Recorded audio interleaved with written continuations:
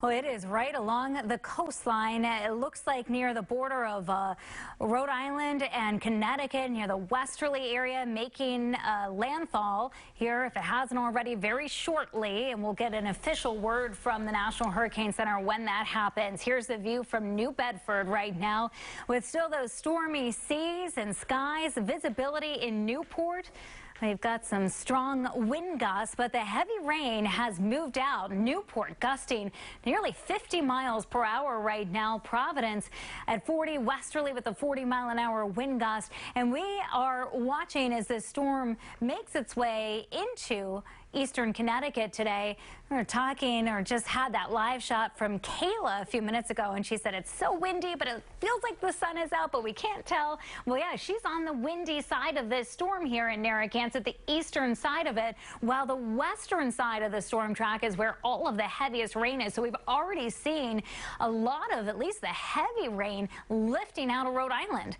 We see it across parts of western Massachusetts, Springfield, down through Hartford, getting hit with some very heavy rainfall right now. It's been just downpours across New York City. They already had flash flooding last night, and Long Island with some heavy rain. Here's Henri's latest information right now with 60-mile-an-hour sustained winds. It's still moving to the north-northwest at about 12 miles per hour, and you can see this forecast right now to be making landfall, crossing into Connecticut, where that heaviest rain is falling. We now have some flash flood warnings in effect for coastal Connecticut. That's rainfall related. We're not talking storm surge, but rainfall related flooding due to Henri. By 8 o'clock this evening, we expect the center of what's left of Henri to be in the western part of Massachusetts with 40-mile-an-hour sustained winds. Still, at that point, a minimal tropical storm, and it's expected to weaken to a tropical depression by 8 a.m. tomorrow morning, gradually moving eastward tomorrow. So by tomorrow night, it's pushing back off of coastal Maine, and we'll see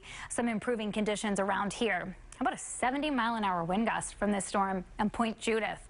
A lot of power outages and wind damage in South County. Block Island with a 65-mile-per-hour gust. URI 55. Horseneck Beach with a 54-mile-per-hour gust. And Beavertail Peak gust so far at 48 miles per hour. Westerly, some of the highest rainfall totals, nearly 3 inches of rain. Coventry with about 1 3/4 inches, ½ inch in the Providence area. Cranston, much less. As far as how much more rain we're going to see today, notice there's not a whole lot forecast for the rest of Rhode Island and southeastern Massachusetts. A few tenths to a ½ inch of rain in northern Rhode Island, but the highest total is another 3-4 inches of rainfall possible in Connecticut, western Massachusetts. Now, we may get a few more showers on Monday and Monday night, and so you can see that those totals by 11:30 at night are back up to around 1/4 to 3/4 of an inch of rain. How about these winds? So pretty strong wind gusts out there right now, but the trend will be, as the storm weakens, as it pushes inland and it starts to push away from Rhode Island, that the strongest of the winds will start to subside. Now, by 5 o'clock in the evening, we're still talking wind gusts to nearly 40 miles per hour in westerly and Block Island,